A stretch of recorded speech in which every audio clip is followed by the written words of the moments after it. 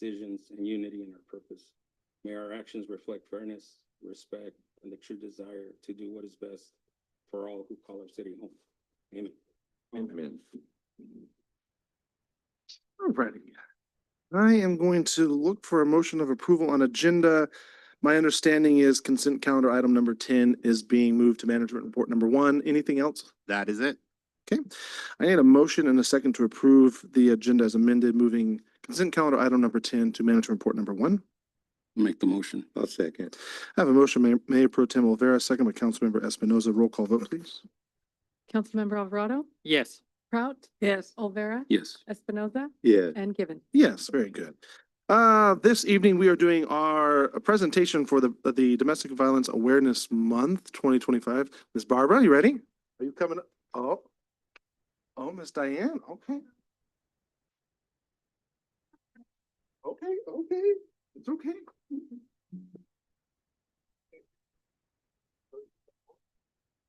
Here first.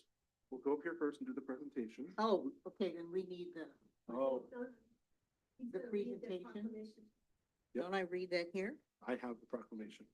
So you. Oh, okay, okay, you I come- got you, I got you. Got it? Yeah. I need to be told. You're all right.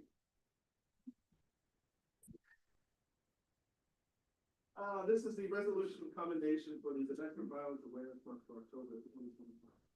Whereas domestic violence is a serious crime that affects people of all ages, races, gender, and income levels. Whereas 1 in 3 women and 1 in 4 men have experienced some form of physical violence by an intimate partner. And whereas 1 in 5 women and 1 in 12 men have experienced sexual violence by an intimate partner in their lifetime.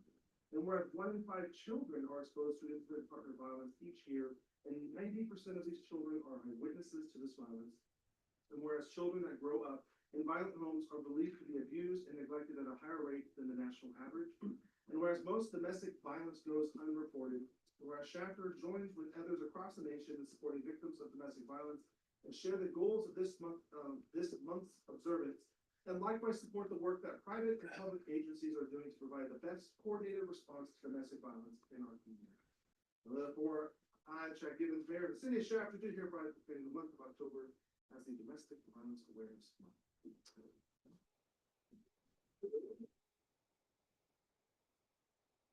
Something to say too? What you doing, microphone? Good. Not doing the whole thing. She said it. Let's stay aside now. Walk over the stairs.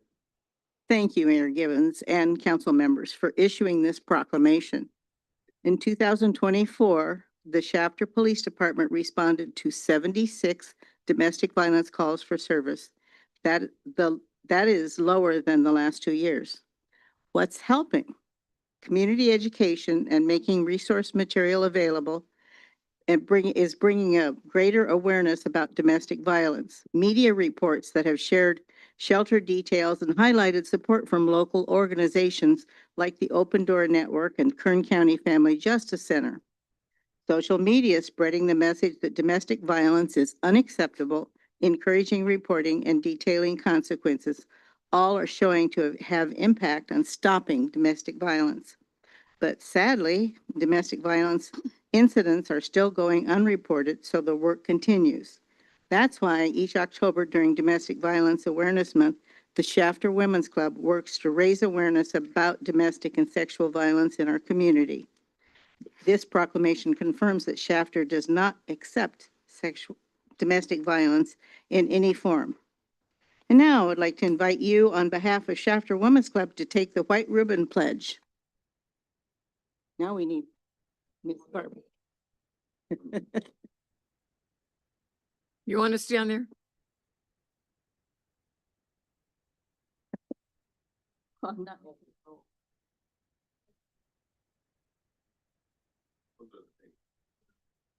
You're part of this, right?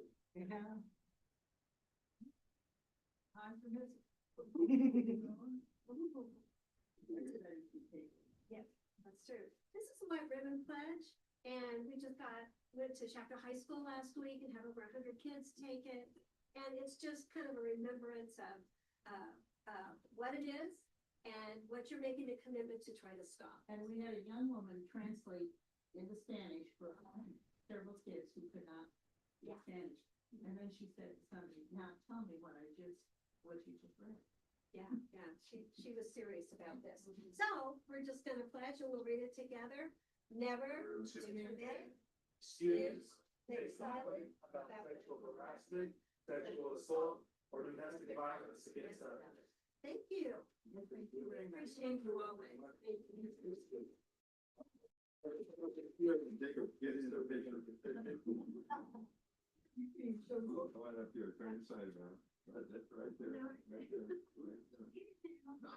Now we're good. Hold on.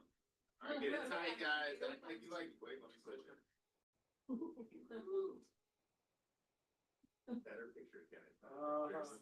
Thank you very much.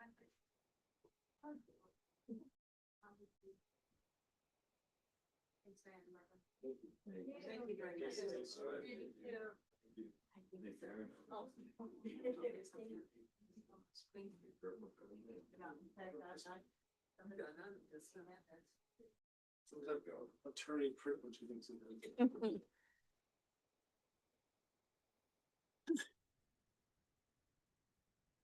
All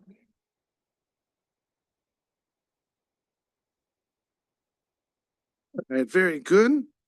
Thank you again, ladies, for doing this. It's a pleasure to see you each and every October. This time, we're going to move into our public comment. Public comment is for any person wishing to speak on any item included on the agenda or on any matter within the subject matter jurisdiction of the city council. Speakers are invited to speak from the podium and address the city council. Speakers are limited to 5 minutes. Unless additional time is needed for translation, please state your name and your name and address for the record. At this time, public comment is open.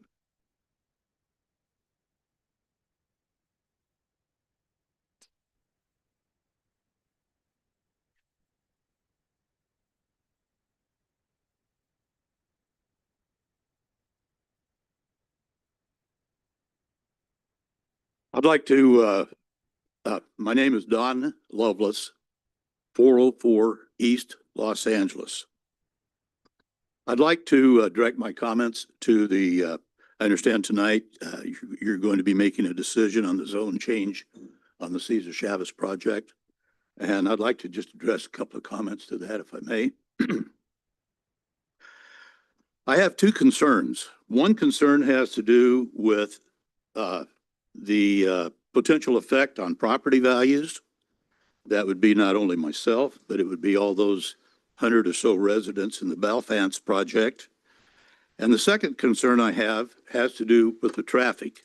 Now, I know that the police department, as well as Public Works, realizes that the traffic situation right now in Los Angeles is pretty crazy. My understanding is that you are going to be making a decision based upon a mitigated negative declaration. Now, I'm sure that you are all aware of what that is, but I think most residents like myself would have equated, as I did mistakenly, equated that with an environmental impact report.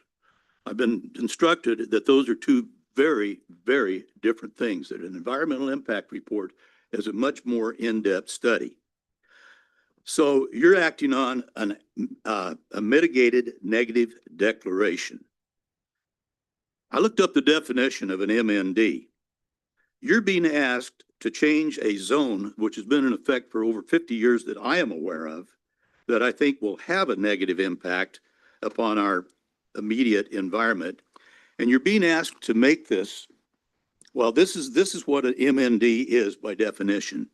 It's a simple statement of a project that will create no significant harm, or harm will be mitigated to an acceptable level. That's a far cry from a environmental impact report. If you have you probably have your MNDs in front of you, I suspect. If you go to the back, the bibliography section, this is a 65-page report that was compiled by RK Civil Engineers in Newport Beach, California. And I don't think, based upon what I've read here, that anybody from that organization has ever set foot in Shafter. If you look on page 64 and 65, you will see what they used to compile this report, none of which would require a physical presence in Shafter. I'm just reading a few of the entries. California Fire Hazard Safety Zone Viewer Map. So they look at a map. Department of Fish and Wildlife, Essential Habitat Collective. Federal Transit Authority, Transit Noise Vibration Impact Assessment Manual. But the ones that really got my attention were there were two studies done 2 years ago by RK Engineering. One had to do with the impact, a noise impact study. The other had to do with a traffic impact study. Now, both of these were done in October of 23. That's 2 years ago. A long time before so many of the people over Balfance bought homes for $300,000 or $400,000. Somebody knew that that project was in the mill. Now, I don't know about the real estate laws of disclosure. I'm certainly not an authority on that. But I would think that a hungry attorney looking at 100 offended people would be very interested if in fact, that is a violation of disclosure. And it may or may not be. I really have no idea. But at any rate, again, it also in the MND referring to these two studies that were made, the one on noise is referenced as Appendix C. The one on transportation or traffic is noted as Appendix D. Now, I have 2 copies of the MND, and neither one of my copies have that study included. So I don't know what that means. Okay, now, the MND, though, does in fact address environmental issues. If you're interested in greenhouse gas emissions, tribal cultural resources, prehistoric materials, or the tricolor blackbird, the Swanson's hawk, and of course the kit fox, they're all in there. What about the people that live next door? I don't find any reference in an MND that refers to anybody living and how they would be affected in the immediate vicinity. Now, as I say, my concern has to do with 2 things. Property values. I have been approached. I have the 20 acres to the west. I abut up against the farm workers.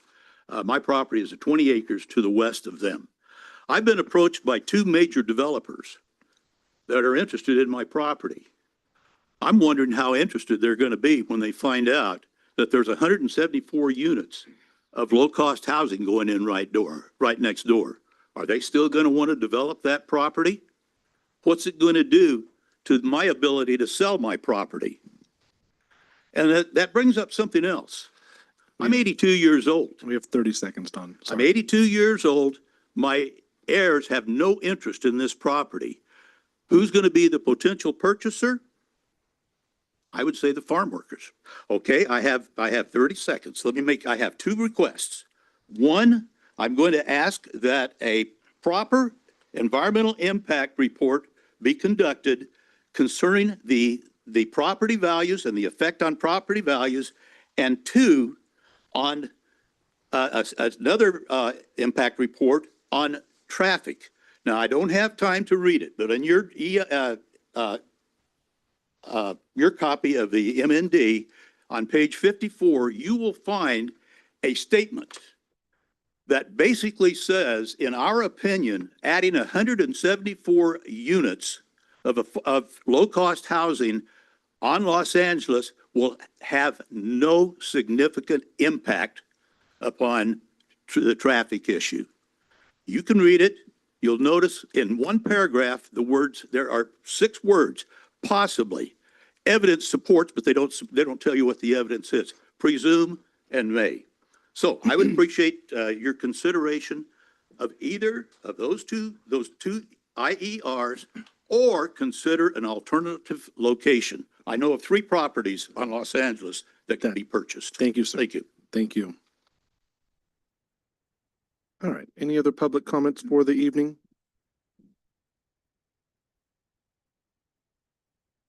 Hearing none in person. Yasmina, anything? Thank you. Okay, with that said, we will move into our council announcements and reports. I am going to start with you, Mr. Councilmember Alvarado. I don't really have much to report. Been very busy, but I did see the National Night Out. I want to say congratulations to staff and to everyone who was involved. Looked like it was a good turnout. Actually, I think the weather was nice too. You guys got good weather, so that was good. So I just want to say congratulations. And I did see one picture, like I think it was overhead picture on, and then the report showed like 2,200 or 2,200 plus folks attended, which was good. It's a good turnout. So I say congratulations for a good turnout and a good night as well. That's all I have to report. Yep, very good. Councilmember Espinoza. On the night, I attended the SEDAC Employee Appreciation Fall Barbecue. And that was a fun time. The food was delicious. The guys always do a good job barbecuing. And everyone was just relaxing, enjoying the park.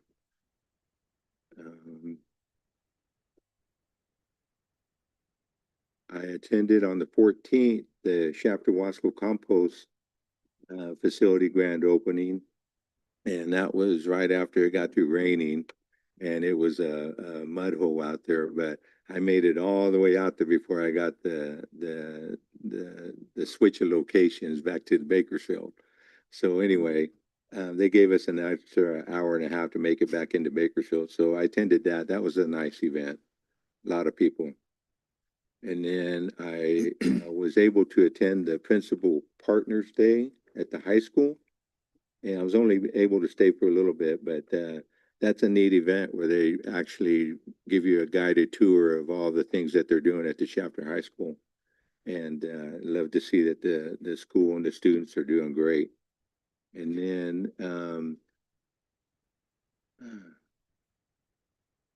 let me see. I think that's all I have to report. Thank you very much, sir. Thank you. Councilmember Prout. Okay, yes, the CDEC Fall Employees Barbecue was really very nice. It was a nice day. And after eating, they did play games. Some were out in the field, some were at table games. Nice exchange with everybody. It was a good day.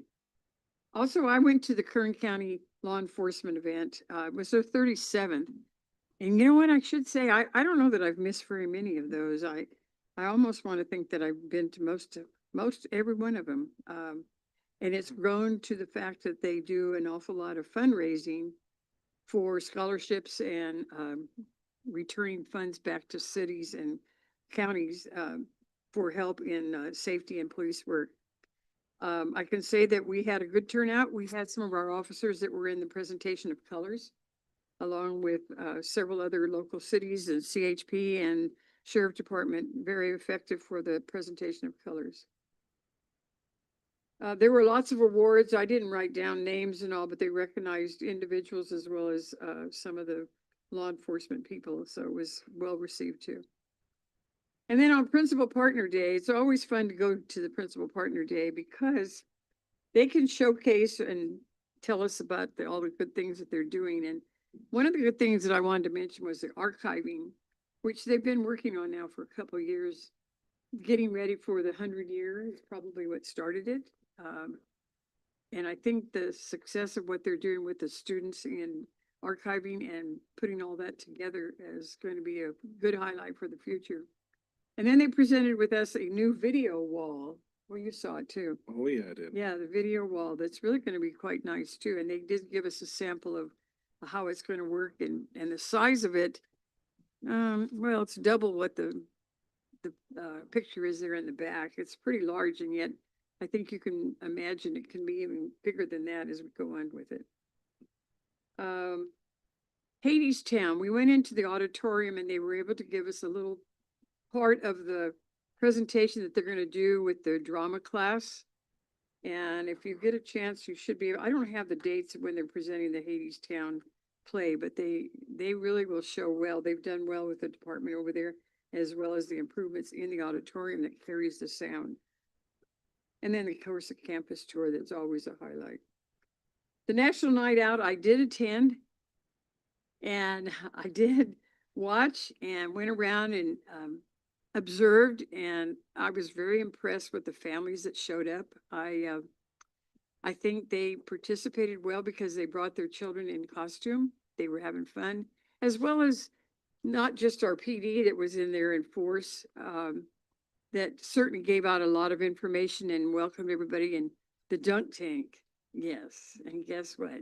At the very last, I got to dump the officer. I guess you could say I cheated a little bit, didn't I? Yeah, just a little bit. But you know what? They kept telling, I didn't want to miss the target.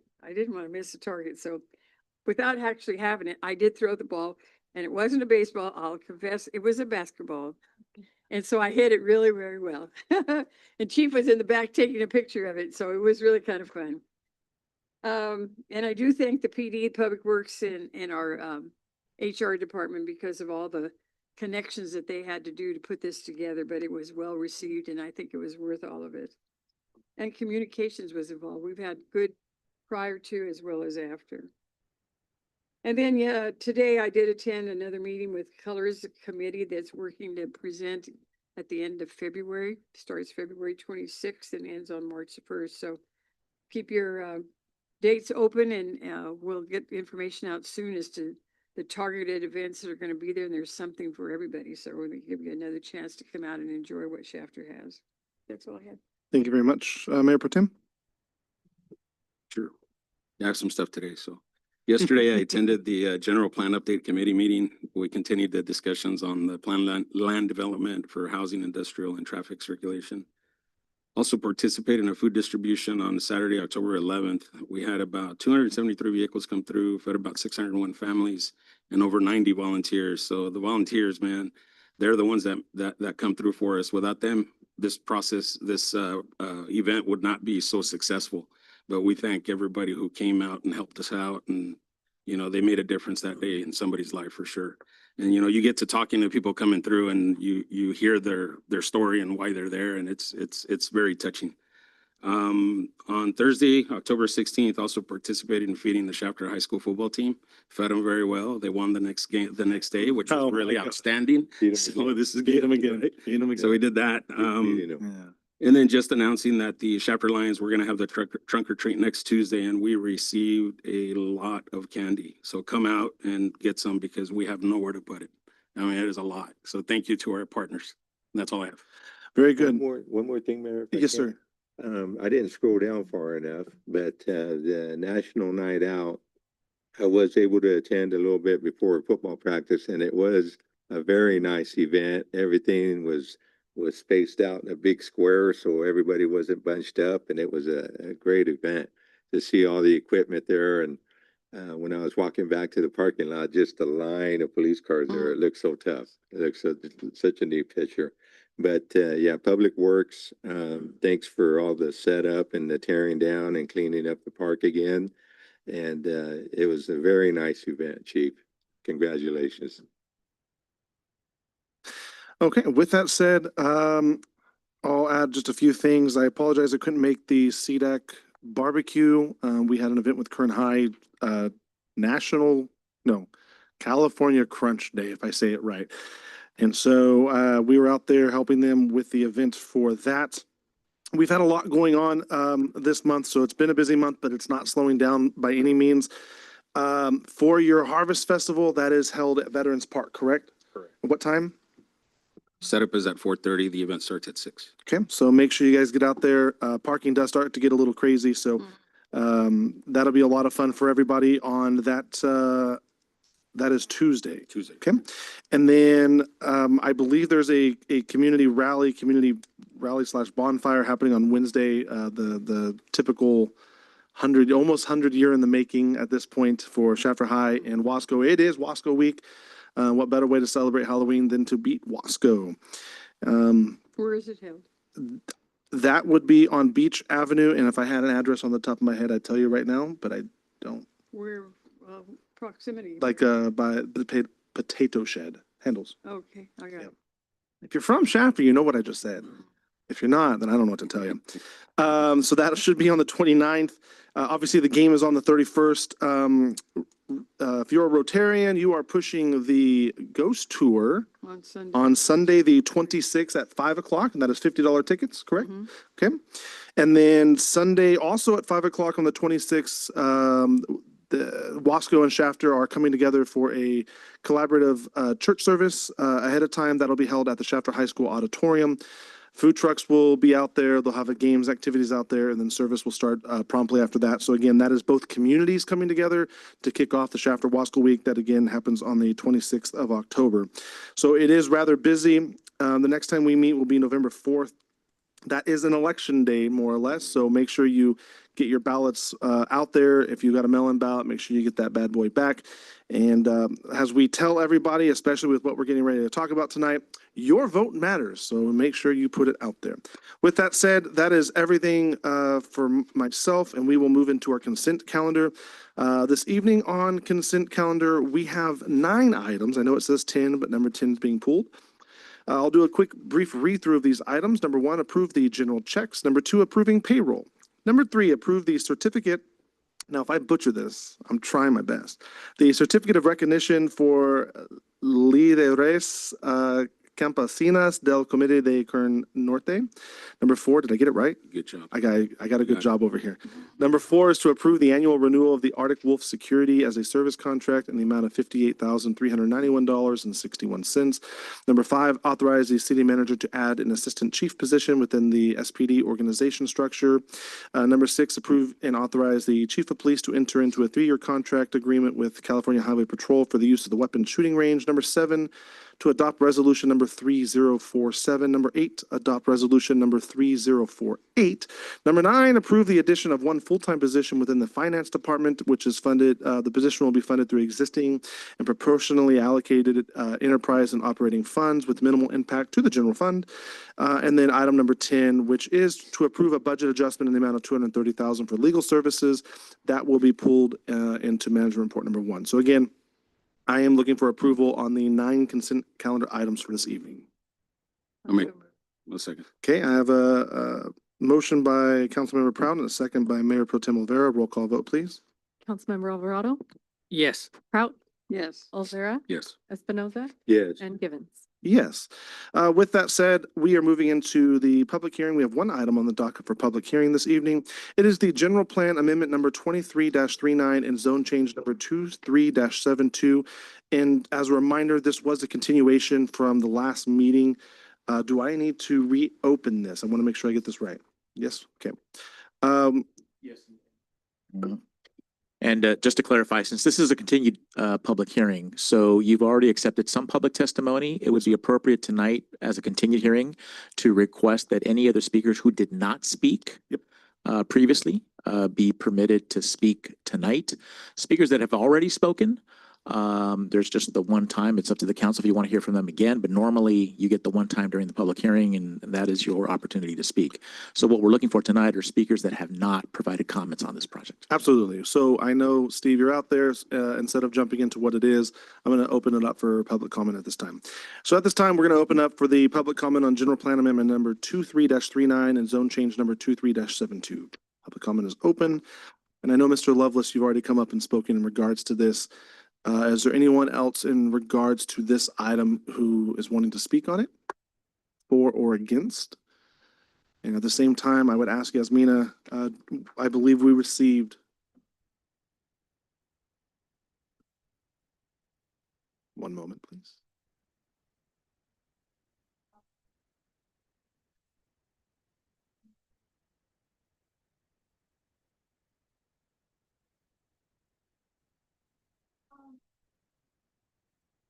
Yes, right there. We got you. Yeah, please, by all means, come up to the podium. Thank you. With her at the podium, please. We need to hear you on the mic. Thank you. Yeah, we'll have to make sure we hear you in the microphone as well. Thank you. Pues yo soy residente de Chapter y pues para mí yo lo miro como algo muy conveniente y necesario porque hay muchas personas sin vivienda. She's a resident of, Your name and address too. Say it over. Yesenia. 8814 Country Crest Drive en Shafter, California. She is a resident of Shafter, and she thinks that the apartment is a good thing to happen here, since a lot of people do need like something new. ¿Qué más dijo? Pues ya ven como tenemos varias demandas de vivienda, a mí se me hacía como que es muy bueno porque así quitaríamos un poco de peso. She thinks it's a good thing since we do have a high demand of housing, and it will take a lot of weight off people's shoulders. Mm. Can I get your name? Hers. Yesenia Oh, thank you. Acosta. Yesenia Acosta. Thank you. Yesenia Acosta. Thank you very much, ma'am. Thank you. Okay, thank you very much for Thank you. translating. And Yasmina, I believe we had two come in online as well, or email, if I'm saying that correctly. And that packet is in front of you guys tonight, council, so you guys have both of those in front of you. All right, very good. Were you gonna highlight what they said or? We can, yeah. Yes, Mayor, we received 2 emails, one from David Cruz and one from Andrina Cruz, both opposing General Plan Amendment number 2339 and Zone Change 2372. Thank you. Okay. Steve, anything you want to add further? I'm going to ask the other question, which is Cesar Chavez here? I know the Cesar Chavez is not here. I understand that. However, Representing. Representative. Honorable Mayor and Council, I'm Steve Esselman. I'm the Planning Director. I don't have a presentation. I'm here to answer any questions you may have. Yes, there is a representative of Cesar Chavez Foundation here, Mr. Steve Hernandez. Would you like to introduce yourself, sir? Thank you. Good evening, Mr. Mayor, fellow council members, city attorney, and city manager. First off, I'd like to say thank you to the staff. I know we've been working on this for about 2 years already in terms of different places where it was first going to be a single family. We went from multifamily to single family, back to we're looking at doing multifamily again on the property. But I know a lot of times we get to hear of these people, or we're moving this family here, or these types of people here. But the people already that we're going to be running these developments to, or this apartment to, is complexes to the people who are already living in Shafter or around the surrounding areas, but are living in haphazard conditions, which we say is more than one family living in one house. Our development is going to have them have the ability to have, for instance, an example for a family of 4. The median income in Kern is $93,000 a year. We're going to be serving families who make between $28,000 to $56,000 a year in paying rents for 1, 2, 3 bedrooms, because we have to certify them every year that they're either working or have a source of income, but also that the living arrangements are the same. So in terms of they're not more than one family living in one dwelling or one room or stuff like that. Another big thing I would like to real quick, I don't want to interrupt you. I just want to make sure I understood that. So the arrangement that's made in this is one family per unit. Yes, one family per unit. And that is a condition of living in said unit. So, Yes. Okay. Yes, sir. And that is per year. It's a synopsis you guys are following through with. Yes, sir. Every year we have to certify them every year. Thank you. That they are employed, they are qualified, and just also looking inside the units gives us an opportunity to inspect them in a haphazard, in a different way. And in terms of marketing, I know they say how are we going to get people from the residents of Shafter to live in there, like have them at first live in there before anyone else, I guess you could say. We do have ways that we could not get into the the equal and fair housing.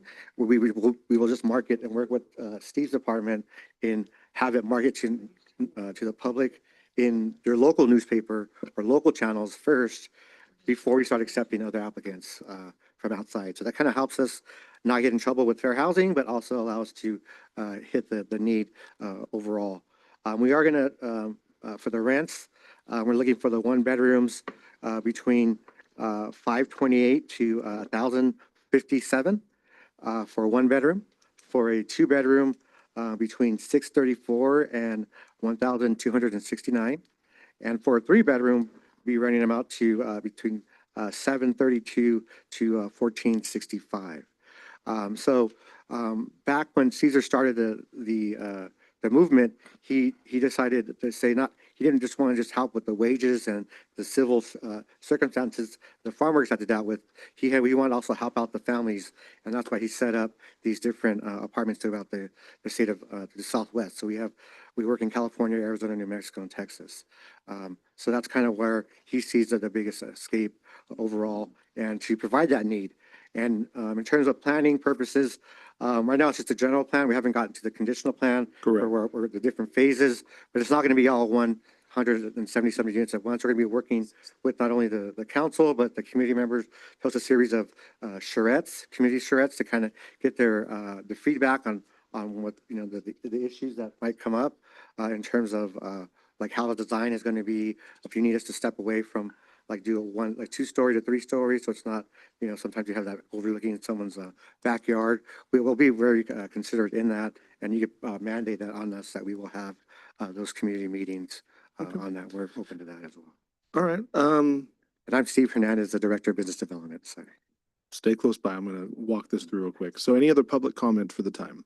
And then we received them. I have none here. At this time, I'm going to go ahead and close public comment. Council questions, comments, or concerns? Thank you, by the way, Steve, for answering that. Mayor Gibbons? Both Steves. My apologies. If I could just highlight, this is the same item that you guys heard previously. Correct. With the exception of one thing. There is a budget allocation request that I've included in there. The request is for if council decides to decline to approve this project, I'm asking for an allocation of $9 million.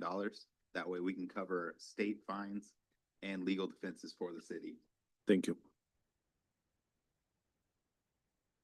Council questions, comments, or concerns to public hearing item number 1, the general plan amendment number 2339 and zone change 2372. And I do have one because I want to address that with what Mr. Lovelace has said. This is a negative deck on the project. What constitutes the difference between negative deck and EIR? That'd be more of your question than your Steve instead of this Steve. And I want to make sure that we cover that because it's a good question to ask. Certainly, Mayor. A mitigated negative declaration and EIR are both CEQA documents. With an EIR, generally, CEQA documents start with an initial study. So it's a series of questions. That's where you get tribal, cultural resources, biological resources, et cetera. If in that initial study analysis, it was determined that there was a potentially significant impact that could not be mitigated to less than significant, you would then prepare a notice of preparation for EIR. If, when you analyze the initial study, and you determine that you can mitigate all potentially significant impacts to a level of less than significant with mitigation, you prepare instead a mitigated negative declaration. So they are both CEQA documents. The mitigated negative declaration is generally a 50 to 100 page document, where an EIR could be a 500 to 5,000 page document. But it really is about, after doing that initial study analysis, I utilized a traffic report, a biological report, a few other reports, and then resources that are available on the web to answer those questions. And I came to the determination that with mitigation, all impacts of the project would be reduced to a level of less than significant. And therefore, I felt that a mitigated negative declaration was warranted. But they are both keyed off of an initial study, but it's really about, once you do that initial study, whether you cannot determine whether an impact can be mitigated to a level of less than significant, and then it triggers an EIR. Thank you. Thank you. Any other questions, council? So where are we at? I just want to make sure if there's a question you guys have, we want to make sure we answer that or ask the question and make sure we're covered. Otherwise, what we're looking for tonight, to me, it sounds like we're looking for one of two things: either an approval as originally noted, which there are 3 items: the adoption of the mitigated negative deck, the approval of the resolution number 3046, and approving the GPA number 2339, and the introduction of first reading by title only for ordinance number 772 for zone change 2372. So that's the first step. If council deems they don't want to go down that road, the next step would then be to approve the secondary option, which is to request an allocation of 9 million from reserves to cover potential state fines and legal defenses. So there's two things to vote through at this time. But if there's, first thing first, I want to just ask if there's any questions. So if you have no other questions, you guys got what you want out of it, then I'm just gonna I put just an want- offer. No, as like everybody here wants to make the right choice, right? Not, I mean, make the right decision there, yeah. Yes, sir. So are we still back where if we would say no, we'd be still liable and perhaps still have to pay 9 million and they still get to do the project? Theoretically, I can answer them, sir. Theoretically, yes. I think this was the fourth meeting. You have one option for continuation to take you to the fifth, but that's your max level. Otherwise, the no vote would take you into potential litigation. Everything is potential, so you can't say it's actual. Yeah, the way that these projects have been working or trending, at least my experience in other cities has been, if indeed it's determined that there's been a violation of the Housing Accountability Act, what would typically happen is there's two potential risks. There's the developer that could try to initiate a lawsuit against the city, a developer or one of the local housing organizations. And more likely than not, there have been contact with HCD, the California Department of Housing Community Development, who then refer the matter to the California Attorney General. So it's not surprising to see perhaps a lawsuit against the city by the housing developer or one of the local housing organizations, and at the same time, a potential lawsuit from the California Attorney General seeking compliance with the Housing Accountability Act. At least my experience has been is that they would give the city a chance to reverse itself, but that's not a guarantee. But it's still an uncomfortable situation to come back and have to reverse yourself on something that you recently denied. But I've had that happen. In at least one occasion where I had a council that denied a project, and about 2 months later, after we've sort of analyzed where we were, they had to come back and rescind that denial and approve the project. And that had the Attorney General sort of off their back. And we then had to settle with the developer for attorney's fees, but we at least got the lawsuit dropped.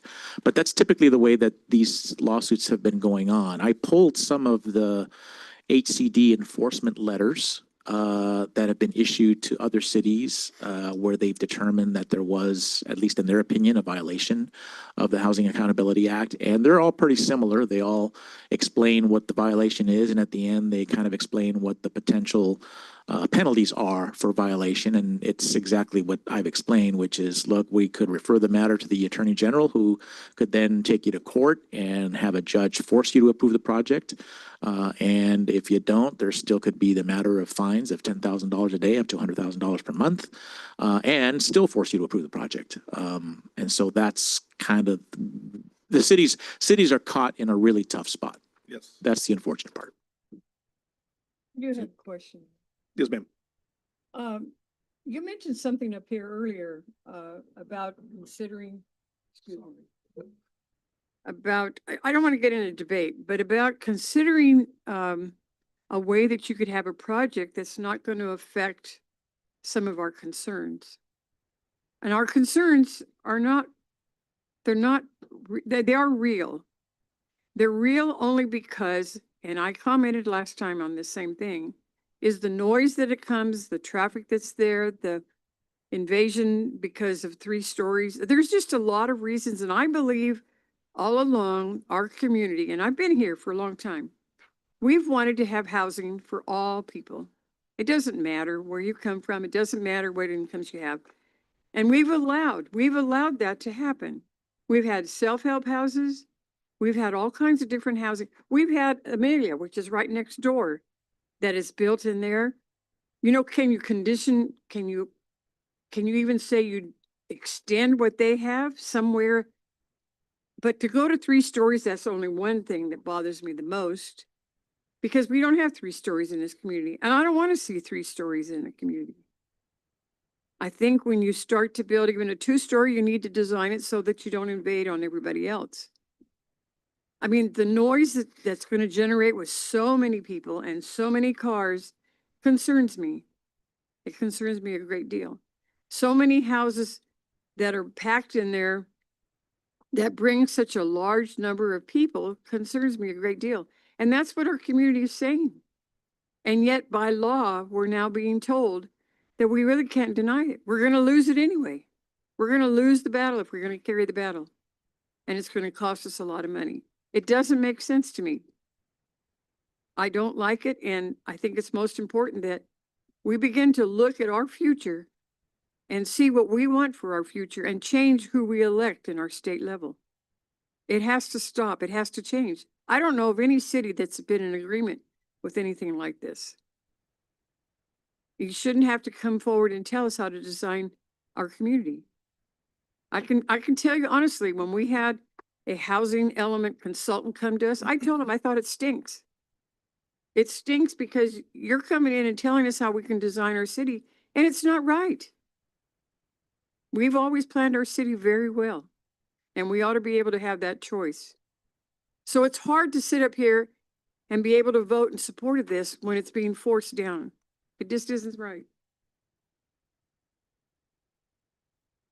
Any other comments? Yeah, I have one. You know, I understand both sides. I'm a product of affordable housing. I grew up in the farm labor camp in Wasco. My parents built a self-help home.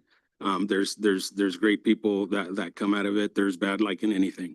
But you know, this is something that should have been argued and you know, gone up against years ago, not today, not last week. I think now it's too late. I think we need to prepare. Yesterday, I was talking to Director Esselman about the general plan update. And that's where you put these plans in place so that in the future you have a say as to how this is going to develop out. And that's when it should have been done.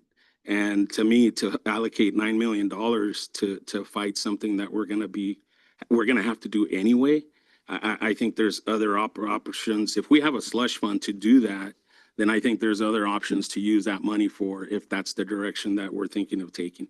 You know, there's sidewalks that are needed to be redone.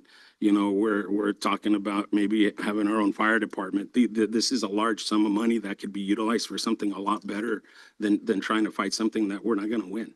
That's my thoughts. You know, those are my comments, but I agree with some of the stuff you're saying.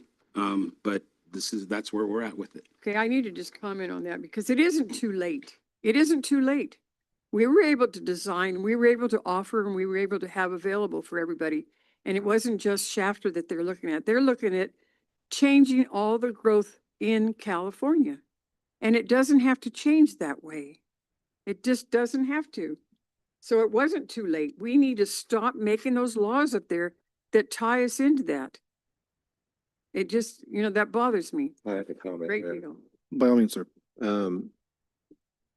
I'm too tossing it up like a solid. I mean, I don't like the fact that when they mandate something to you, I don't do very well when people tell me what to do. And because my biggest question at the time when I spoke with Steve about it is that how can they make us do this? And there's things that the city can do to kind of plan it, get ahead of it, and be able to get in a position where they don't. If I understood you right, Steve, you said that where they have a lot less power where they can mandate things on you if we have programs already in place working on that. So we can say, well, we have this area designated and we're working on this plan and these houses and everything. So if we get out ahead of them, we have a say in how we can plan it more, right? If I understood you.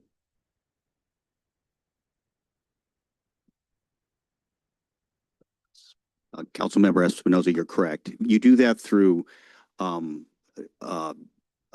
general plan and the zoning process that we're going through now. If you have enough sites that you have designated, general plan designated and zoned for a certain density, or there's other mechanisms like inclusionary housing, things like that, where you say a certain percentage of the houses that are built in any parcel would have to be low income. But you can also do it through density, a certain amount of density. If you have those zones in place where you at least have the potential to meet your arena numbers on the ground, then you can have that discretion again to say no to future projects that have sort of a density or a low income component. Because if I'm thinking of this correctly, we need to plan a lot better to not be in the situation that we're in right now, because basically we're fixing to line ourselves up if we don't go along with this project to have to put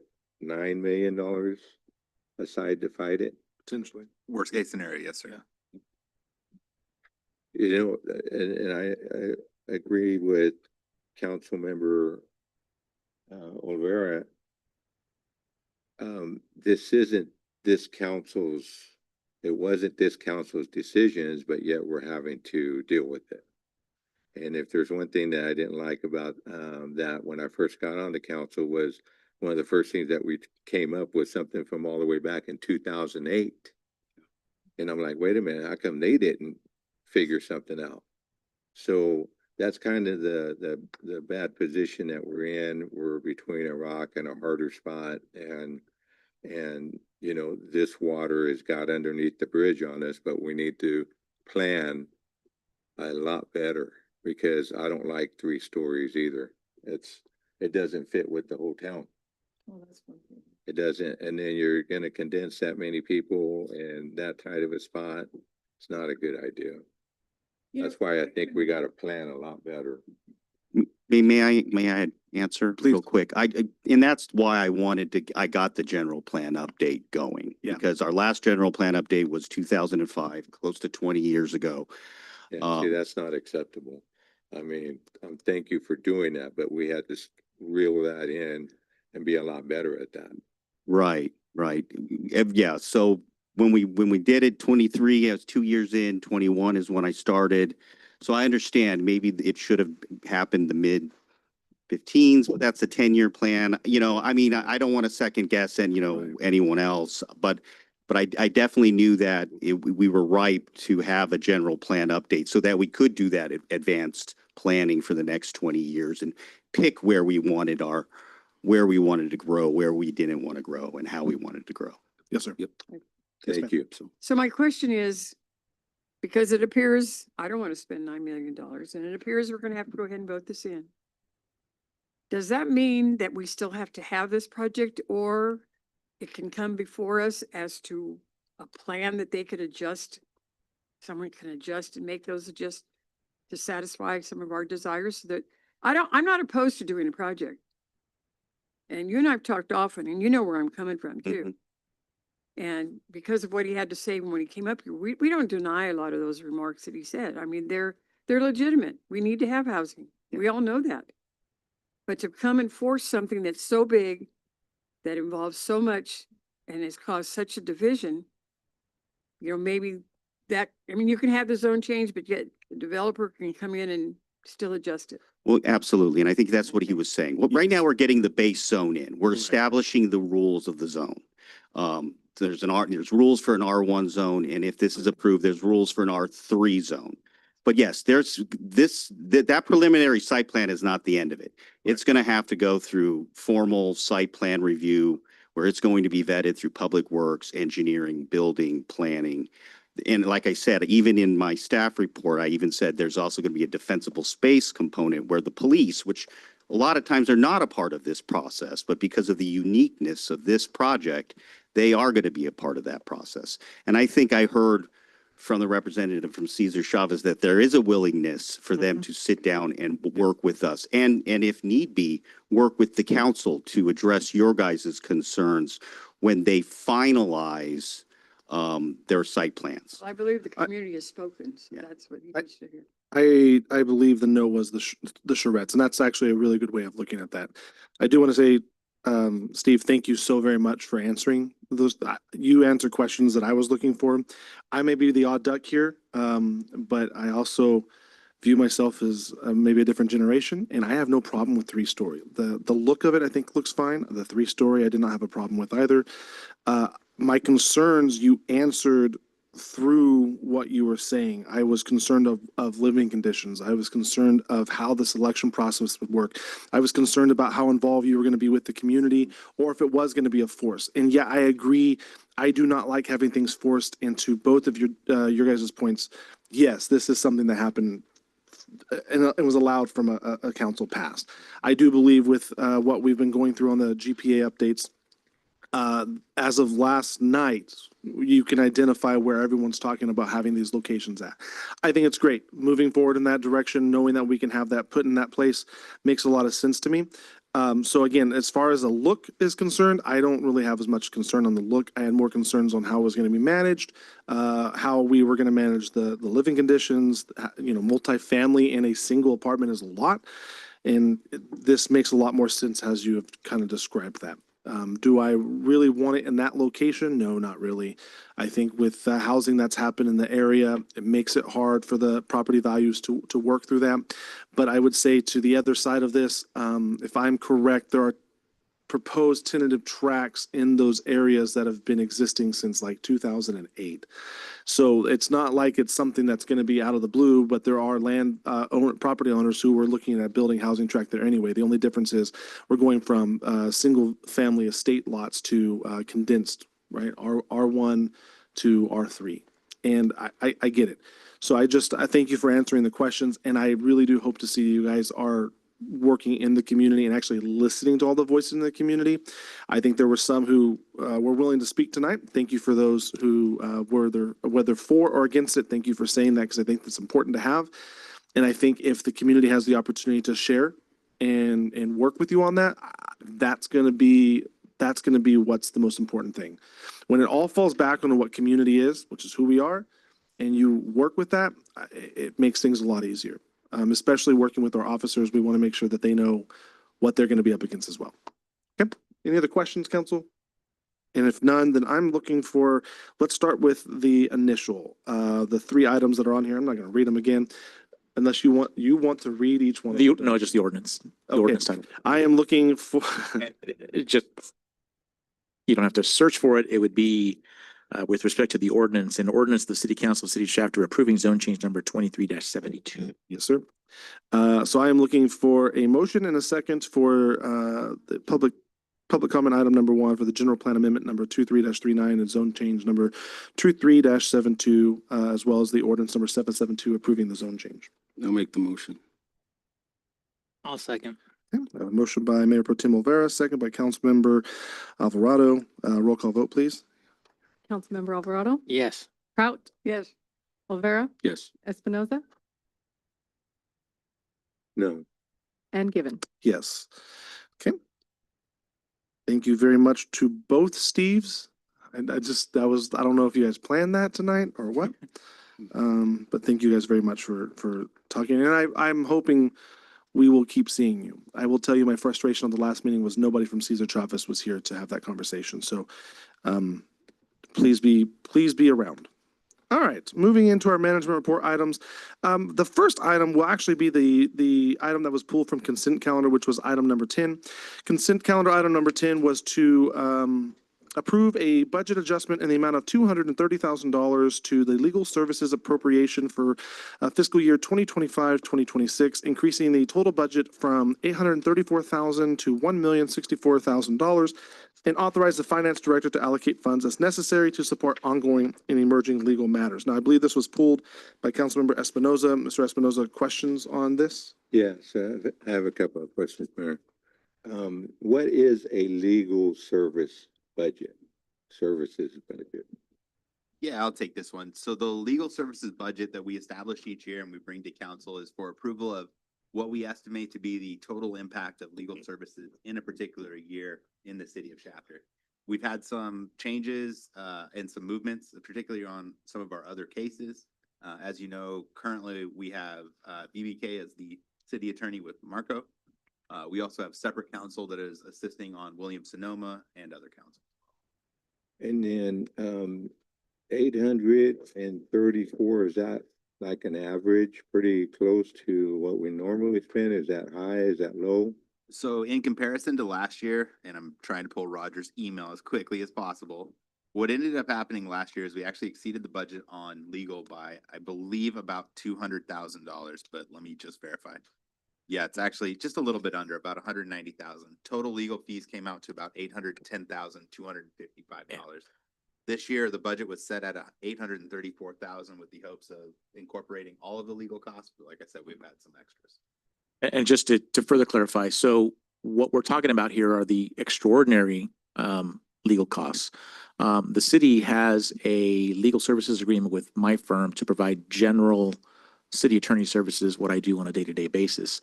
And if you will recall, we revised that agreement a couple of years ago to provide for a fixed amount every month. I believe it was like 17 every month. So what we're talking about is legal services above the general services that my firm provides on a day-to-day basis.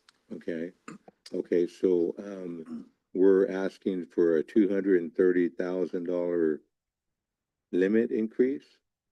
Yes, and putting it in context, looking back, 2023, 2024, the fiscal year budget was 810,000. 24-25, it was reduced to 621,000. Not sure what the reduction was. And then we brought it back to 834. So it's pretty consistent with the 2 years prior. Okay, now, recently the city went through a grand jury investigation, and then it went through an internal investigative, and had a report. Is that having anything to do with these Yes. increases? We have about 30,000 associated with the internal investigation, that was direct cost and including staff time and extra. In addition, the 230,000 includes about 100,000, to help impanel an administrative hearing officer, with regard to the complaint that you filed against Councilmember Alvarado. Okay, so we're already up to 30, extra or including this money? So these are unanticipated. These are extraordinary. So 30,000 right now. 30,000 right now. And then does that take into what, consideration for like the city manager, for the city attorney, for staff time, for council time, for So the anything else? 30,000 has about 17,000, and I'm roughly quoting here, so please don't hold me to this, about 17,000 in direct investigation expenses. The remainder of it is charges either from city attorney, city manager, or HR for staff time on these items. Okay, and then what would be like considered like a projected cost of this? What are we looking at? So internally, we've projected for the removal proceeding and the administrative hearing officer about 100,000. Now, that's a little bit high and we're being conservative on that because we've never done this before. But an estimate with Roger, it seemed more prudent to set it a little bit higher so that we had some room on it. So we weren't bringing multiple motions back to council.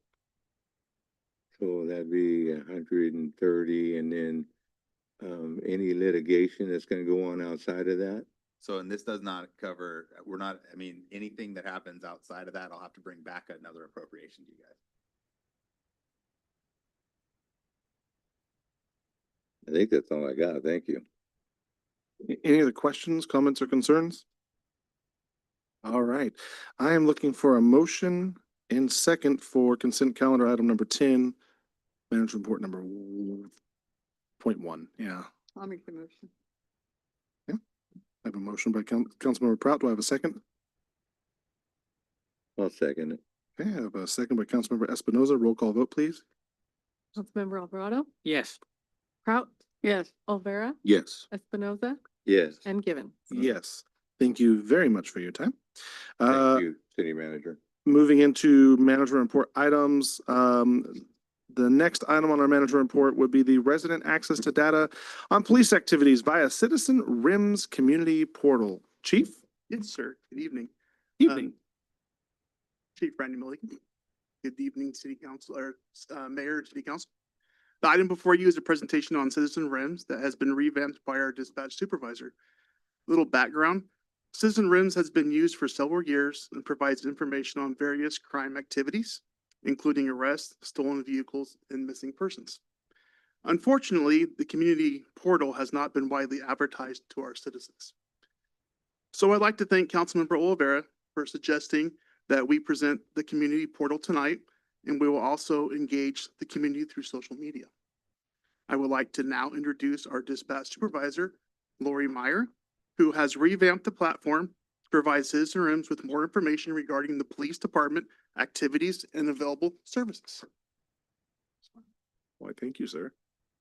Good evening. Well, good evening. Thank you guys for letting me put this together for you guys. I'm very excited to present it to you. I can tell you without us even putting anything out to our community, sir, are you okay? Without us even putting anything out to our community, our analytics just from yesterday show 109 people have already visited our site. That's awesome. That's great. We have already also received one vacation home check from somebody in our community. So it just makes it very easy for them to connect with the PD without making a phone call. And I do apologize. I have a voice that carries, so if I'm yelling, please tell me. Not at all. You can step up to the mic. Yeah. So what you're viewing here is our basic Citizen RIMS screen. Whenever you go to our website, it will automatically populate this first screen. Everything that we do has like a little geotag with it. It will protect our victims in the aspect that it will not provide a specific address. It will only provide a block in the area that we went to.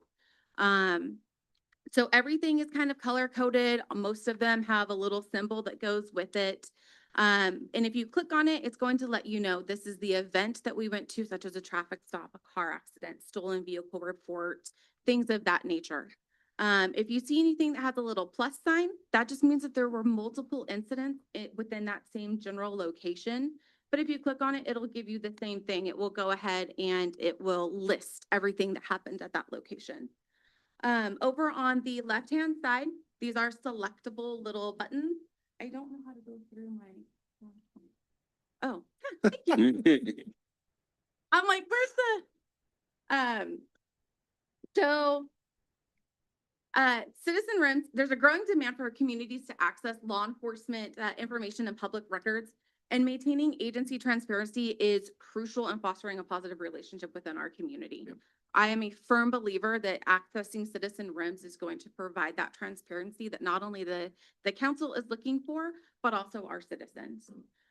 Citizens RIMS is a unique system that is purpose-built to operate with RIMS seamlessly. RIMS is the computer-aided dispatch program that our communication center uses to enter in real-time crime.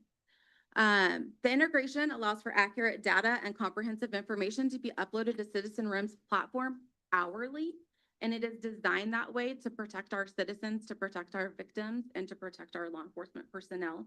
We're trying to prevent people from showing up to an active scene for their own safety. The use of Citizens RIMS does not require, you're fine. It does not require an account. It is a free service. It's included with what we already pay for our RIMS platform. So all of our citizens can access this free of charge. Just a very brief synopsis on what Citizens RIMS offers. It has live and historical incident mapping. It is defaulted to go back 1 week, but you can search back, I believe, up to 2 years. Wow. We do have a most wanted person section. This is not warrants. We are not legally allowed to list individual warrant detail information. This would be if we're working an active, let's say, heaven forbid, a kidnapping happens and we know who the suspect is. This would be for something of that nature where our wanted persons would be.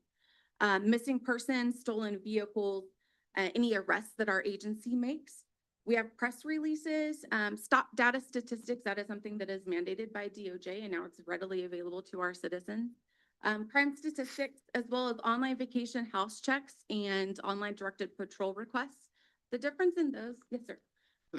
Security camera registration, what does that mean? I'm getting to it. Okay. So the difference in the online vacation request and the directed patrol request, online vacation would be if Councilmember Pratt, you were going to go on vacation and you want to make sure the PD is well aware and you want to keep an eye on your home. This would give us that information. It only goes to law enforcement and we would enter in extra patrols for your home. A online directed patrol would, let's say we have some vagrants that like to go to a certain area and you guys would like to bring the PD's attention to that area, that's what the difference would be. Our security camera registration is a fantastic resource for law enforcement, and I'm very excited to offer this. It will not give the PD access to anybody's actual security system. What it is telling us is that this home or this business has security cameras available. So in the event that a crime is committed near that business or that resident, we know that we can go and contact that individual and ask them, hey, we see here that you registered that you have security cameras. Can we please view that footage? Can we please have a copy of that footage? However, PD would like to continue with that. But again, it is not granting us access to the system, just letting us know that you have it and you would be willing to share that data with law enforcement. Okay. You can sign up for alerts through your email and you can select what you would like. So you can get all of the information that we have, or you can just say, I only want to be notified when crime data statistics get updated or anything of that nature. Again, free of charge. There's also a link on our Citizens Room website that it takes you directly to the PD website in the event that you need to access any of our additional forms or anything. There is a caveat that some information is excluded due to its sensitive nature and compliance with policy, procedure, and our laws. For example, we will never share information of anybody that's been a victim of domestic violence or sexual assault. We are going to protect it. So none of that information will be viewable on the map. It will be in part of our statistical data. We are required to have that information, but we will never release actual information on it. Does this tie in with like the flock cameras? No, sir, it does not tie in the Flock. So they're doing something different. Yes, sir. Flock is a completely different platform. Okay. This is our crime mapping. I kind of went over this just a little bit. It defaults, we can go back, I'm sorry, it's 1 year. And you are able to have your own filter. You can filter by crime types or activity types, whatever it is that you would like to see, or you can view everything all at one time. I just attended a conference last week and I found a new tool. There's a little hot maps tool on there. And what it does is it gives you little hot spots. So similar to, seeking out a heat signature, if you would like that visual representation, it will also show you, these are hot spots in towns where we have these specific crimes that are continuously occurring. It's weird, I'm used to clicking it myself, so I'm so sorry. We do have stolen vehicles and missing persons. We did take out the photos. Unfortunately, it wasn't compatible. It wasn't filtering correctly for us. So it's taken out for now. I am going to revisit adding it back in. But it will give us data theft, license plate information, vehicle information, and a picture if it's available. Our missing persons photos are there. Our missing people, we will have the date of their missing, their age, physical descriptions, and a photograph of them as well. Our crime statistics, we do have side-by-side crime comparison for previous year and current year. I have also updated that to include months. So if you would like to view month by month, you can do that as well. If you prefer a line graph over a bar graph, you're able to change that as well. It's all customizable on your website, on your screen. It will tell you offense type, which includes previous and current year count, and can be filtered also by off. This is where our arrest and stop data statistics come in. Obviously, our arrests are going to have some basic information on the arrestee. We're going to have name, age, physical description, date and location of arrest, the action taken, and it will also have an incident number as well as the charges that individual was charged with. Your stop data statistics, these are things that again are required of us by law to collect whenever we make a stop on an individual, and we are now making that information readily available to our citizens. These are our vacation home and our directed patrol requests. It is a fillable form. You do not have to print it and submit it. You just click submit down at the bottom of the screen, and it goes to a email address within the PD that is monitored 24 hours a day. This is our security camera registration. Again, it's not giving the PD access to anybody's security. I want to stress that so much. I don't want anybody to think we're asking for login information to their security systems. That is not what we're asking. We're simply asking, hey, if you have one, can you let us know so that we can use it to fight crime? sharing the information? Yes, sir. Okay, thank you. This is where you would sign up for alerts, and then you have the checkable boxes that would let the system know what alerts you would like to receive via email, if any. This is optional. You do not have to sign up for this. You can just go back to the website if and when you would like to view the information. But if you're somebody that would like to receive these alerts, you can set them up, and you can also select the frequency in which you would like to receive these emails. Thank you. It sounds like it's a little bit more than a scanner, right? I mean, you Yes, can, sir. So it is real data with the exception of there is a 1 hour delay. Other than that, it is something that it is 100% events that our officers are either conducting as officer initiated events or calls for service received within our communication center. how do you normally spread that information right now? Word of mouth. Normally people would call into the PD and they would ask, hey, I see there's a bunch of officers over here. Can you tell me what's going on? Obviously, we are limited to the data that we can share, but this would give them a better understanding of what our officers are doing overall. Again, it includes not just calls for service, but also officer initiated information. So anytime they stop somebody walking down the street, they conduct a traffic stop, they, stop because there's debris in the roadway. All of that is documented within our CAD system Nice. and is now going to be viewable to the citizens that our officers are stopping and conducting this type of work, not just calls for service. Yeah, you like this, chief? Okay, well, that's a big plus on my side. Thank you. Thank you. Thank you so very much for this. Yeah. That was a file and a receive on the, or receive and file on the information. I'm gonna get it right eventually. Yeah. And, Lori, how long have you been with the city? yes. Well, we already had RIMS in the department, but we just didn't use it. RIMS as the CAD system, yes, ma'am. Right. Citizen RIMS is something that's newer to me. Yes, ma'am. So we've had it, but we didn't know its full potential That's until right. we hired Lori. Well, and maybe- 17 years of Correct. experience who Okay. dove Yeah. into it and has done an exceptional job, not only in our dispatch center, but in our system as well. Well, good choice, chief. Thank you. Great work. Item number 2 on our management report is the police motor unit program approval and funding for said program costs. And this is for Chief Milligan, you're up here. I just want to be clear. Ms. Myers did note that the last program was free of charge. So This one's there was gonna cost us- this one's gonna expectations cost us into money. coming into number 2 for the, I'm just kidding. You can't Chief. put a price on safety. Don't you even That's start. right, safety first. Chief Bollig, I told you I'd be back. Chief, thank you for coming back. Go ahead, sir. So the item before I have you now is the implementation of a police motor unit. A little background. The police department has always actively developed strategies to reduce crime and enhance the quality of life for residents and visitors. Currently, the police department has a dedicated traffic unit and is in the process of implementing a dedicated commercial traffic unit, which was approved not too long ago by council. Excuse me. The unit's primary goal is to decrease traffic collisions and the resulting injuries while ensuring the safe and efficient movement of vehicle and pedestrian traffic. The city of Shafter is one of the fastest growing communities in California. Staff has observed a significant increase in both vehicular and pedestrian traffic. Over the last year, staff have been researching and planning the implementation of a motor unit to conduct proactive traffic enforcement. Excuse me. Staff have met with members of CHP and Bakersfield Police Department, both of which have successful motor programs. This approach aims to enhance the effectiveness of traffic safety and measures and supplement patrol efforts. So targeted traffic enforcement. Because of their high visibility, the presence of police motorcycles can reduce traffic violations. Officers can easily observe and pursue drivers who are speeding or running red lights. Let me get some water.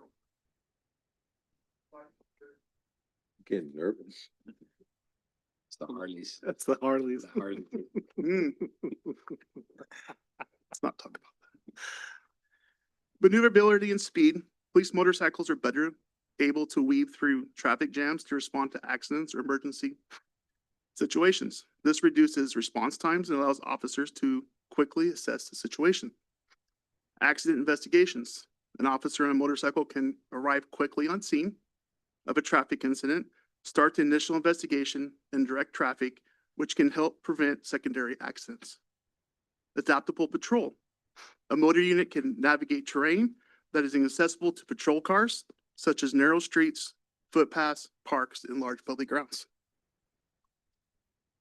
Public relations tool. Units participate in community events like parades, school visits, festivals, which help build positive relationships with our public. Increased approachability. An officer on a motorcycle is often perceived as more approachable than an officer in a patrol car, which can encourage more spontaneous conversations and citizen contacts. Escorts and motorcades. Motorcycle units are a vital component of official processions, including funerals and parades. Next slide, please. You're on it. So here you'll see about 6 years of stats. And traffic has been one of those things since I started here. It's always been a concern. Citizens are always concerned about speeders, traffic collisions, and pedestrian traffic. It's something that we've been trying to grasp for years, and I'm trying to have an outside the box thinking when it comes to how we're going to police this enforcement for traffic related crimes. As you can see, reckless driving has been pretty continuous, over 300 calls a year. Collisions still continue to decline. We implemented our traffic officer in 2024, so you can see a slight decrease, but still for the calls for service when it comes to reckless driving, injury collisions. And I know it's hard to see on the small one, but we are averaging about 2 to 3 fatal collisions a year. With those stats, I believe we can do a much better job if we have motors to support the traffic concerns.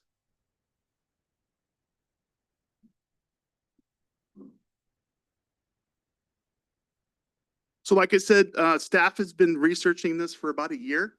There's been a lot of planning, coordinating, talking with CHP and Bakersfield Police Department to identify roles and the goals. Are those the only two in Kern County? Yes, thank you. To decide what motor unit to select, we went with the BMW, which you'll see in a little bit. Nice choice. Thank you for saying that. Can you put pipes on a BMW? Just curious. Harley Davidsons are great, beautiful motorcycles. They're also unavailable for purchase for police units this year. So they're coming out with a new unit, so we're unable to provide a quote for that. I apologize. A big one is also motor unit maintenance. The Harley Davidson does require more maintenance.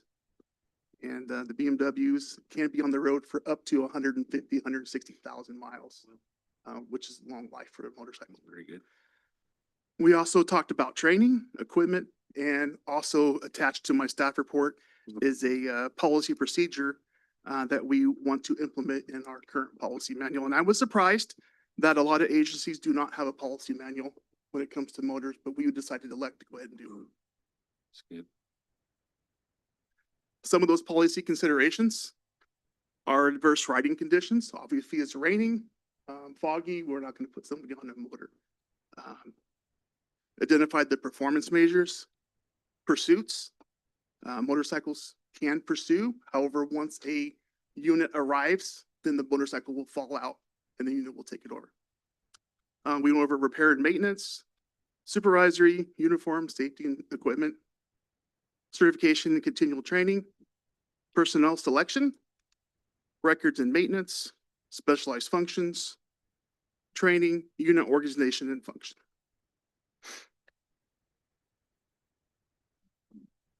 Okay, for the personnel selection, meeting experience requirements, we would like to get an officer who has at least 5 years of experience before we put them on a special assignment like that. We've come to the conclusion that most officers, once they hit the 5-year mark, are pretty adequate in their job performance. They can be moved on to other special assignments. So we're looking for a 5-year vet for the unit, and also somebody who possesses an M1 motorcycle license or permit. Permit is fine because once they graduate from the school, then they can get their license. And then we'll put a competitive oral interview together from BPD and CHP to select our motor officers. And we will pick 2 people to go to the training. Okay, the training is post-certified training, so that's our standards that we have to adopt by. It's an 11-day, 84-hour class. It's a program. The good thing about this program through CHP is they actually assign a motor officer to our officer while they're learning how to ride and work the motor. And then they'll go through a 2-day, 16-hour recert every year.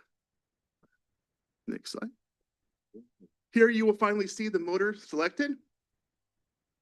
It's not a Harley Davidson, no, but it does get the job done. So this is the brand new 2026 BMW R1300 RTP, P meaning for police bike. It comes completely outfitted with lights, sirens. The only thing we have to do is put our graphics on it. You will see a special order option of $7,669.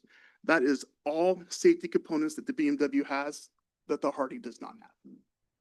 That would be shift assist, which means you don't have to clutch and switch gears. It acts as an automatic. So officers working patrol, they don't have to worry about shifting gears. Forward collision warning, which is a pretty cool feature. And also has lane change warning, just like you would see in your car. So a lot of good safety features. And I didn't want to spare any expense when it came to the safety of these bikes. Total price, $41,000. Next slide. So this is the uniform, specialized uniform, abrasion, so forth. They fall during training. They actually train the officers how to fall off the bikes. So the uniforms are very specific. The helmet, I know it looks a little futuristic, but it actually has a purpose. Love it. You can see on the very top of the helmet, it has a chin guard that actually comes all the way down and covers the face when they're riding. So when they contact a person or a motorist or a citizen, they can flip it up and get full facial view. It also has full communications, radio, and cell phone in the helmet. And the boots, standard boots. With that, I can entertain any questions. I have one. Sure. $1 million question. Do we have interest in officers wanting to ride? Yes, Yeah. we've actually have interest of CHP officers wanting to lateral over as well.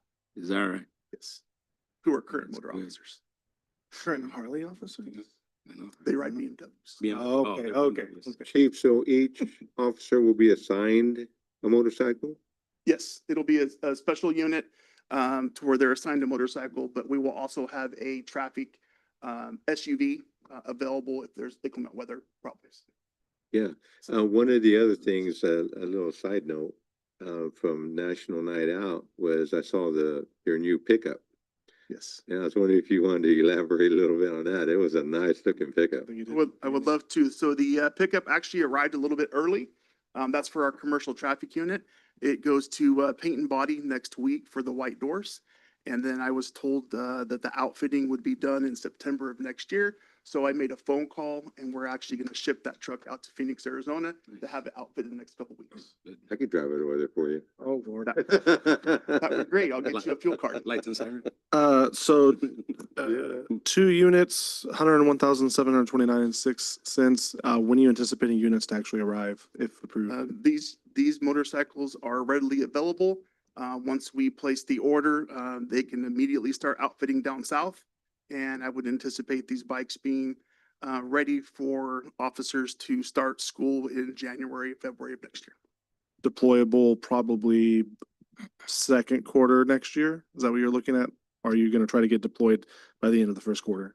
I'm anticipating a deployment of March, April, hopefully before one of our next parades. Okay, there you go.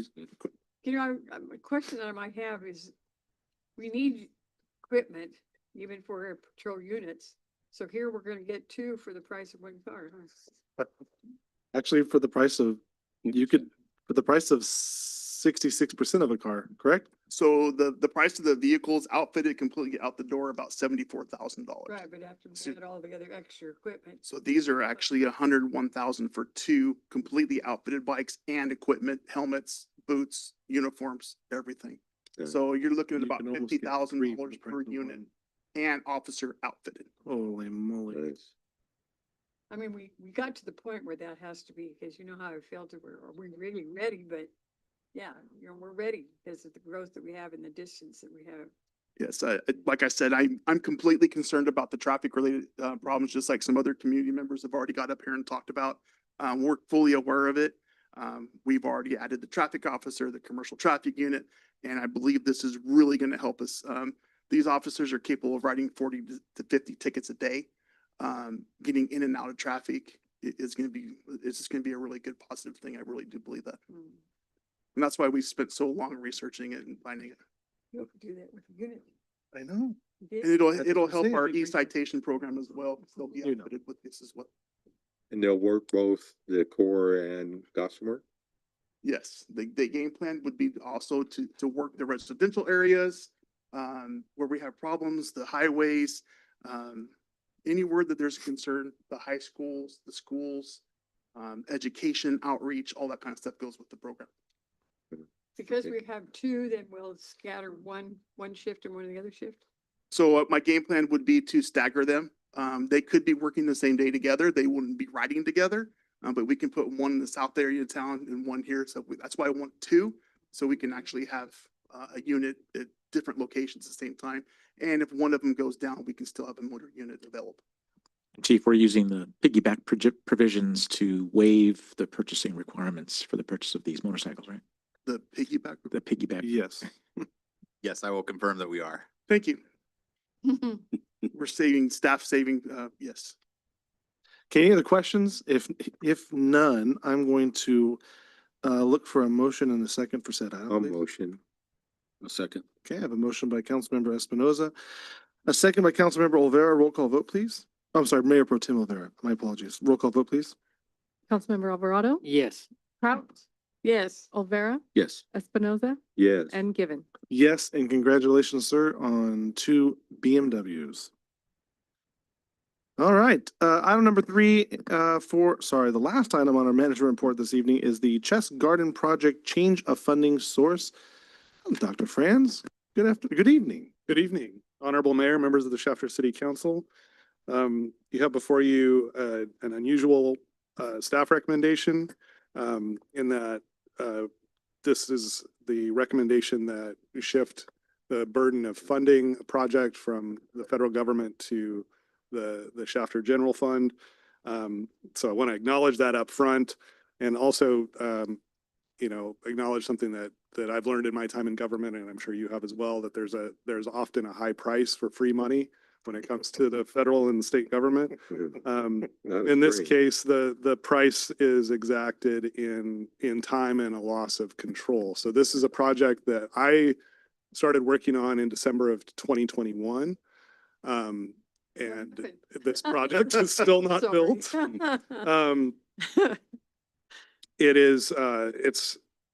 We have a great design, and the project is basically ready to be built. With the exception of some regulatory bureaucratic delays. So this project is currently proposed to be funded through the CDBG process.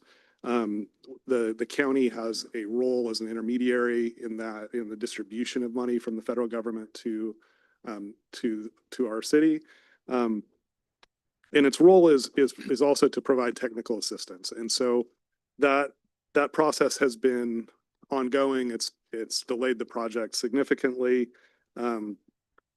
And while we've been working through that long process, my recent interactions have reduced confidence that path from here to the end is going to be predictable and smooth. And so it's basically, I'm coming to you just to lay out the uncertainty that we're facing with the project going forward, and give you the opportunity to decide whether you want to fund that out of general fund, which would make the process much quicker, or we could continue to work with the county on the CDBG source of funding, which is going to make the end process or the end product kind of uncertain in terms of how long it's going to take to get there. And I can go into some detail if you'd like, but that's the gist. The only question I have, and I apologize for not asking, Lance, asking you this earlier. How quickly can we flip and get the oh my gosh, CDBG funding to another project? So, and. Does that make sense? Yes, and I will tell you, and I apologize, this is kind of a weird response to that. I would very much suggest after the interactions that we received with the county on this one, that we do not use CDBG going forward. The concern, and I appreciate Director Franz's diplomacy on not going into it, but realistically, this CDBG funding has been a problem with across multiple cities in Kern County. The way it's structured is the county accepts all of it, and then it is a dispersal to each of the cities. Unfortunately, City of Shafter really, from what I can tell, has very much prided itself on pushing projects of this type very quickly. This was one that has been out there for about 4 years currently, and unfortunately, the county has been less than forthcoming with some of the technical assistance, which puts the viability of the funding itself in very much question in my mind. Thank you. What's, oh, excuse Go ahead, me, I was gonna ask Mayor. you questions. What's a timeline? I mean, I know it's been extended, right? I mean, it's dragging The on. timeline, if we were to continue working with the Yeah. county. And that's really the thing is I don't know how long it would take. I would have thought that this project would have been built years ago. And I think more recently it's become, there have been kind of unexpected things that have come up after the fact, which have, we were out to bid and then it had to be pulled back. And so that experience is really what has caused us to feel uncertain about what the timeline is going forward. And if we had more certainty about that, I think that this would be an easier decision to evaluate, but. So we're asking for an increase of 250. How much should we have in it right now? To be clear, we're not asking for an increase of 250. I think we're asking to not utilize the CDBG grant money and then utilize it out of the general fund money. That's why I made the question. If that's the case, what general fund project do we have that we can just flip the CDBG over? But it would be one that obviously we would be having to wait on potentially 12 years, right? So it's in. Does it make sense? Hold on, real quick. I'm facetious about it. Does that make sense, Pete? Yeah. I just want to make sure that was clear. Carried over. Yeah. Year. It added up. And carried over. And putting in perspective, though, I think our last city project under CDBG was 2018, I want to say, 2019-ish, around there. So this isn't one that we see a lot of viability or usefulness out of. And candidly, from some of the other cities, I've heard some of the same issues, so. Maybe they're still. They're bad. The project like this, is there a way that the city could self-fund itself? I mean, loan itself money and then pay itself back and. So I think you're talking about fronting the cost of the CDBG grant funding and then reimbursing ourselves. Yeah. Unfortunately, CDBG is one of those grant sources that has a lot of requirements. So we would have to comply with all of those requirements under the general fund, which would really remove any of the usefulness of switching this project from general fund to CDBG. Yeah. We use any CDBG at all, we have to follow their guidelines. Hmm. Yeah. Good questions, though. Any other questions? Okay, with that said, the the request for motion on the table is to utilize general fund money of up to $250,000 for the Chess Garden project and removing the CDBG funding source. So with that, I need a motion and a second for said item. Okay. I'll second this. I have a motion by Councilmember Proud, a second by Councilmember Espinoza. Roll call vote, please. Councilmember Alvarado, Yes. Prout, Yes. Olvera, Yes. Espinoza, Yes. and Gibbons. Yes, thank you very much, Dr. Franz, for presenting that today. All right, on to my favorite time of the evening, city manager comments and reports. So, and this is just a comment and I wanted to throw it out there. But I've had a chance to talk with some of you. There will be an email going out tomorrow morning about restructuring in the city manager's office. We are in negotiations on a potential assistant city manager candidate right now, provided that they accept. And you will get full details on this. It will be sent out to you guys tomorrow, provided they accept. We will have an active assistant city manager in the city as of November 10th. That's all. That is all. Department Director comments and reports? No reports, no comments. I apologize because I didn't say this during council comments, but Monday, the 27th is, I figured you might catch me because I missed it. Monday, the 27th at 4:30, correct? In the chambers, we are doing a high-speed rail meeting. Sounds like they are wanting to change everything. And so if you would like to hear what's going on and at least voice your concerns, by all means, we are asking for everybody to be here because this is very critical to how Shafter potentially will look in 10 years. And we want to make sure that we have every say-so in what this looks like. So thank you for letting me say that. With that said, we're going to move into recess this evening. We have one item on the closed session docket. It is the conference with our negotiators. That was really rough for SPOA and SEIU. So with that said, I need a motion and a second to take us into closed session. I make the motion. I'll second. All right, I have a motion by Mayor Pro Tem Rivera, second by Councilmember Espinoza. All those in favor with aye. Aye. Same sign opposed. Hearing none. Closed session, 7:40.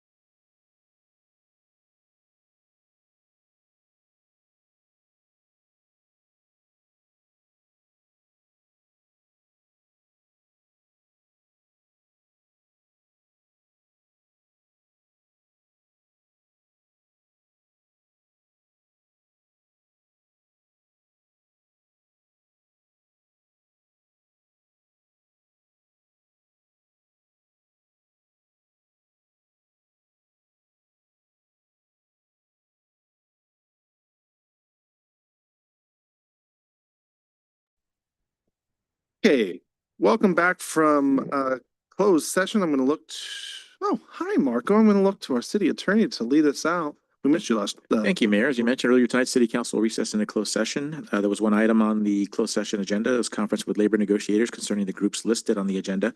With respect to that item, the City Council heard a presentation and a status update on those negotiations regarding the groups listed, and we have no reportable action. Okay, no other items on the docket for this evening. I need a motion and a second to adjourn. A motion. Second. I have a motion by Councilmember Espinoza, second by Mayor Pro Tem Olvera. Roll call vote. I'm sorry. All those in favor with aye. Aye. Aye. Same sign opposed. Hearing none. We are dismissed. Go